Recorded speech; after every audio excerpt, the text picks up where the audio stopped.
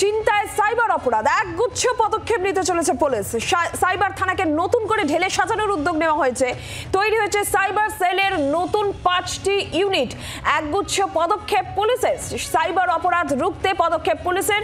কি কি পদক্ষেপ নেওয়া হচ্ছে আমরা জানবো বিস্তারিতভাবে। পিয়ালি মিত্র রয়েছেন টেলিফোন লাইনের প্রতিনিধি। পিয়ালি, কি জানা যাচ্ছে, কি পদক্ষেপ নিতে চলেছে সাইবার অপরাধ রুখতে পুলিশ?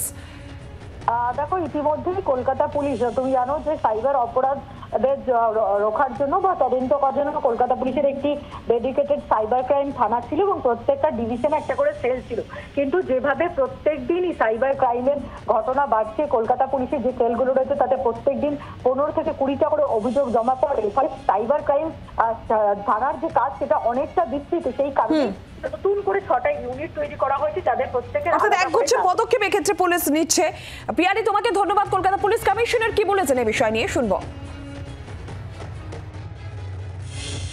সিপি সাইবারের পোস্ট আর একটা জয়েন্ট সিপি লিগাল, দুটো নতুন আমাদের পোস্ট ক্রিয়েট করা হচ্ছে। আমরা আশা করছি নেক্সট ক্যাবিনেট যেটা হবে ওটা অ্যাপ্রুভ হয়ে যাবে। এছাড়া সাইবার আমাদের উইং যেটা আছে ওটাকে টোটালি ডিভাইড করে, যেহেতু খুব এক্সপ্যান্ড হয়ে যাচ্ছে, কাজটা অনেকটাই বেড়ে যাচ্ছে। সো ইনভেস্টিগেশন আছে, টেকনিক মানে ইকুইপমেন্টসের রিলেটেড আলাদা ইস্যু আছে, ট্রেনিং রিলেটেড মানে খুব এক্সপার্ট ট্রেনিং লাগে। চেষ্টা করছি যেখানে আমরা সুযোগ পাই সাইবার ক্রাইমের अगेंस्ट অ্যাওয়ারনেস আমরা বাড়াচ্ছি। হোপফুলি এই বছর আমরা দেখতে পারবো দ্যাট ট্রেন্ড যেটা আছে ওটা হয়তো কমবে।